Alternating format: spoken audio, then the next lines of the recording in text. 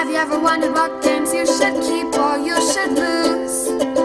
Find out here at Purge Reviews. Roar was a game I was super excited about. My family likes games about animals. I can really get my wife and kids into those type of games, and Roar was something I was kind of excited about and thought maybe the family could really have a good time with it. Once I jumped into a little bit, I thought, well, maybe this is more something for older people and not necessarily for like kids. Like my kids were 8 and 10 at the time. Although, now that I played it, I think kids that age, as long as they're from a gamer family, they're used to playing these type of games, they could roll with this game pretty easily. The box is very evocative. It's very nice looking. It looks like a great game. Got individual meepers, variable powers. There's a lot of decisions to be made in the game, and it looks very, very good until you play it. And this is a common thing I see in board games sometimes, where things look good, all the pieces there, the artwork, you got a great idea, and then you wonder why a few things weren't changed in the game. So we just found that like sometimes you guys get blocked off from the board. One of the major issues we had of the game is that when you move into a location, you don't attack. Attack is another action. So I can get close to somebody, and then I have to wait until it goes all the way around about and then attack. And by that point, the board may have changed or somebody got backups, but it didn't feel like it flowed to me. In addition, when you put those little cubs out on the board, there isn't a color to signify who they are. So you don't know whose cubs they are once you move the adults. And you'll say, well, maybe somebody said to me, maybe you shouldn't move the adults around. I need to sometimes. And it's just a weird thing that you can't attract. It's been very easily fixed from a component issue by having my own colored cubs. Now, this is two issues in the game that makes me feel like the game wasn't playtested a lot. Not saying it wasn't, but I don't understand how these things didn't come up with it. Then you might say, well, maybe you got the rules wrong. Maybe, but that's a problem with the rules. That isn't a problem with me. I play a lot of these games. I'm able to follow the rules very easily. When I'm playing them, if something doesn't feel right, I'll go back to the rule book, okay, and let's try to clarify how this is supposed to move. I'm not saying I'm perfect, not saying I don't ever make a mistake, but I did go back to the rule book, and I looked, and this is how you play the game. These are the components that are with the game, and there isn't an easy fix for this. And it's odd to me that this wasn't picked up on in playthroughs and testing. It's just bizarre to me. Now, that might mean some people just like a game like this more than I do, and perhaps they do. And I would say more than likely they do. And that might be the case here. But this game just kind of fell apart to me with a few rules. Now, you could say, well, couldn't you just house rule that? Yeah, I guess, but I'm not into designing games. I don't want to design a game to be my liking. I'll purchase games and find games. There's so many games out there. I can find games that will fit my needs. Now, this game is direct conflict. It's almost like a war game. Now, I don't want to scare you off, like not like ASL or something real hardcore, but a very simple area control. Very simple. I got to get my lions into these areas, but I got to go through you to get there. So, direct confrontation at all times. You're going right out somebody. And we kind of wonder when we play, are the powers of the different prides, are they balanced? They didn't feel balanced, but perhaps they are. And I don't want to go down that path. I didn't play the game enough to determine that whatsoever. But some were definitely at a couple plays, at first glance, I would definitely take over others. So you don't want to get into, I just want to play my own player color, because that's not going to work with this one, because there are unique powers when you're playing the game. I did like the components, the different shapes of the lions for the different players. Oh, that was really cool. Very cool theme. Like the lion aspect. There's just a few corners around this that kept me from enjoying it. Not something I'm going to like. We definitely are purging this, and it was a game, to be quite honest, that we all pretty much hated and didn't enjoy playing and don't ever want to play again. Didn't work for us. I know there's some positive reviews online. Maybe listen to them, see what they liked about it. Maybe it fits your play style a little bit better than mine, but we did not enjoy this one whatsoever. Here is Roar, King of the Pride. It's a beautiful cover. This cover sells this game. Then when you open up, you're going to get a rule book, which we'll take a look at in a few minutes. You're going to get a nice, great map with some really beautiful artwork on it of the continent of Africa. You're going to have your strengths over here. Everything is clearly marked. Wonderful, very good board, especially for an area control game, which this is. Going to get a bunch of lion meeples. These are fantastic. these little huts, a little small, that you're going to be utilizing for the humans. These huts represent evil humans, right? Because humans are evil and they need to be wiped to signify evilness, but they're really tiny, very, very small, and they roll around a lot. These chits and stuff are okay. I think they're fine for what you're going to get. The player boards are nice. Everybody has a different power on them. They kind of have this linen finish to them a little bit. They have all the actions you can do. Everybody has a unique power. Very, very cool. So I like those quite a bit. And then the cards. Once again, you can see the artwork in the box here. The cards are really nice. You can clearly see where the locations are supposed to be. The points that they're assigned to them are big. And these have a really nice finish to them. So the components are excellent. Very good components. You know, I'm nitpicking a little bit that these huts are tiny. Everything else is great. Here's a rule book for Roar. You can see, you're going to have a picture of the components over here, which is great, and set up on this side. Number of humans you'll be using for the different players. And then it kind of takes you in kind of how the different powers work, what's a pride, that's a very important place. And then you jump into playing the game. Quick overview of it, then you kind of get down to the nitty gritty of a more detailed rules. You can see plenty of pictures. There's notes placed in here, examples that are in here, very, very good. Everything is fairly easy to understand. I had a couple issues going through. You know, these player aids will help out a lot of that you'll be utilizing. What happens if you're completely eliminated from the board? You know, you're not dead in the game, but you pretty much are. And then the scoring, which is wonky, will be here at the end in a 3-point scoring example. And this could have been utilized for, I guess, a player aid, but you already have it. So why not just use some artwork and credit, I suppose. It's fine. The rule book, it's okay. I mean, some of the component issues you're going to have, like when the babies are out there, it's going to be hard to determine who they are. But the rulebook was all right. I didn't have any problems while playing it. Probably takes you about 15-20 minutes to get through it, and you'll be okay. I'm going to give the simplest of overviews I can for the game. So everybody's going to get a player aid, which will have a little bit of different information on here. These will be your starting regions, and in particular, we're going to have a different power. Move up to 3 territories during movements, -1 to all food needs, successfully roar regardless of pride size, start game with 2 ancestral states, etc., etc. We'll also tell you your possible actions and the round sequence that you're going to have for the game. So what I'm going to do is I'm going to give a quick overview of just kind of how to play the game, give you a feel for it, and kind of tell you what's going on.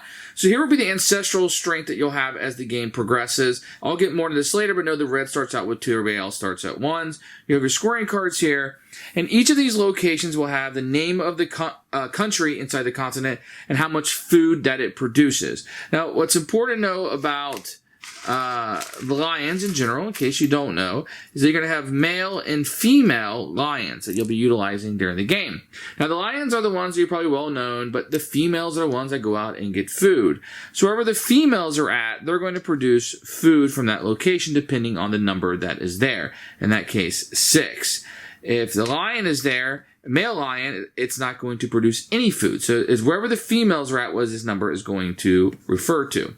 So the first thing you do each round is you're going to move the first player marker to the left. So next person will go. Then if there's any babies, which will be these on the board, you will flip them over to signify what they have become.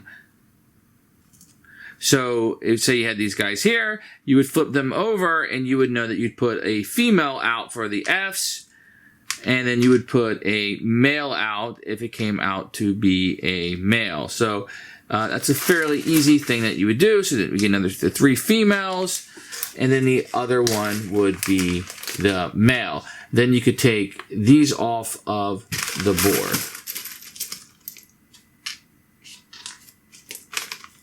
So you have three females and a male, which came straight from the other side. Now, when you place these babies out, you're not going to know exactly what they are until they're born. That makes sense, right?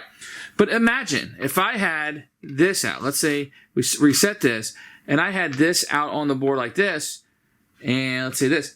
Who do these belong to? Are these the purple or the red players? You don't know, and that's one of the problems with the components that you're going to have here. But anyway, in the second one, if they were, you go across the board, and you would put out meeples for all of this.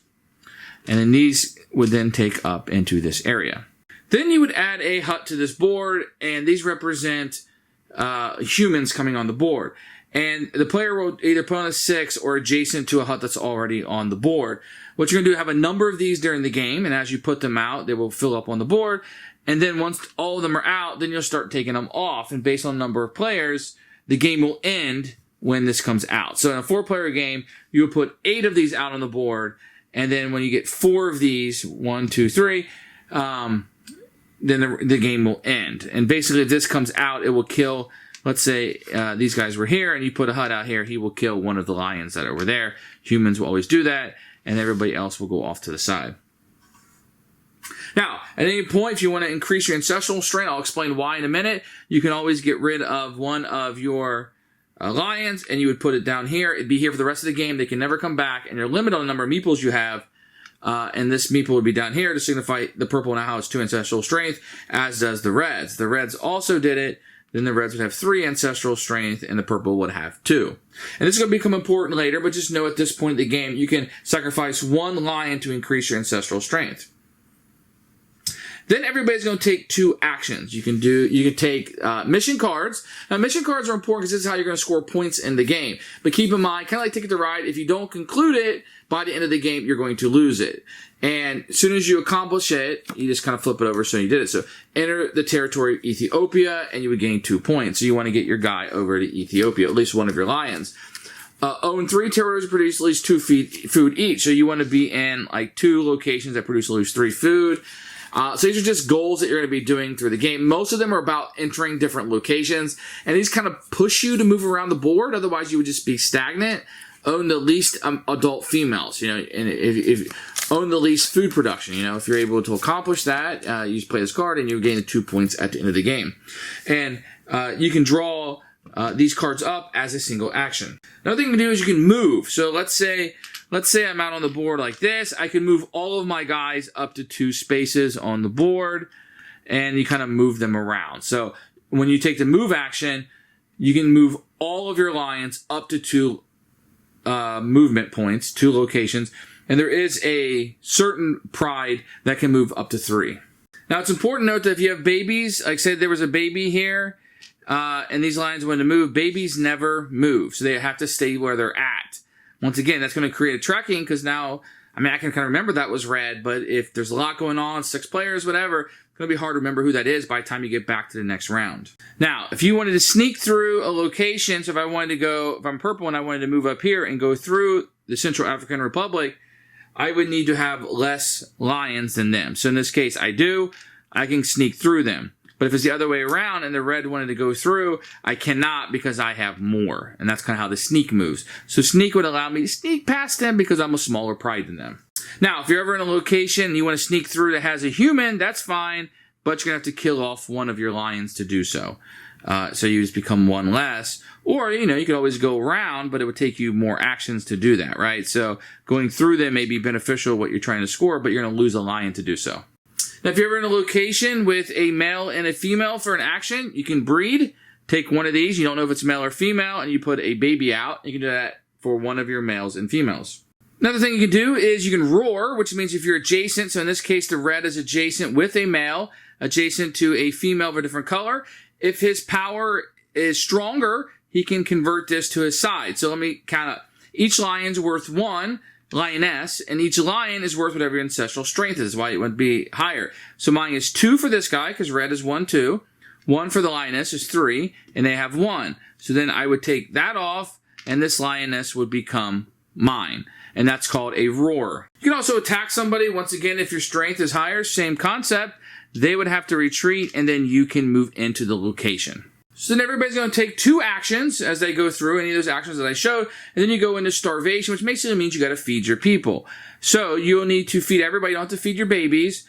And you look, so everywhere your lionesses are. So the red has 3, 4, 5, 6, 7, which is enough to feed my 4 lions. I got 5 lions, sorry. Oh, and I have +5 up there. But let's say this was a different situation. Let's say orange is going to score here. They only have 1 food, but they gotta feed 2 lions, so they're going to starve a little bit and have a negative where their lions will die off. So you want to make sure those females are spread out so you can feed everyone. At the end of the game, you're going to play a number of rounds, and then you will score points. If you look here at the scoring book, you see an example of it. So whoever has the most lions will score 6, second is 3-1, lionesses, most food, and the most territory. So you want to area control, but also have the lions out, and you're going to score based on where you fit, based on the number of players. So in a 4-player game, it's 10-6-4-1. 5 is 13, 10, 5, 2, 1. So that's basically how that's going to go down. So you want to have the most lions, most lioness, most food, and most territories. Whoever has the most points is your winner. Who should buy this game? Now, this is an interesting question because it's a game I didn't like, and a game my group didn't like, and multiple groups didn't like, and quite a few people I played with didn't like. But who would like that? That's what this question's about. Direct confrontation all over this thing. Variable player powers all over this thing. Some goals are going to be nearly impossible for you to obtain or attain during this game, and you're going to have to be okay with that. Kind of like Ticket to Ride. Sometimes you draw a ticket card and I can't do anything with this. You know, it's going to be negative points. Other than that, I mean, the artwork is beautiful. I like the look of the game. I had some component issues, but I think they can be fixed with a little tweaking. It's not too bad. So I think direct confrontation, area control, you're going to like this game a lot more. Then the animal theme is very cool on this one. It's a purge for us, but I do think this has a market and a place, even if it wasn't for us. So it's not necessarily a terrible game or a bad game, but definitely not one that we were going to enjoy. Definite purge for me.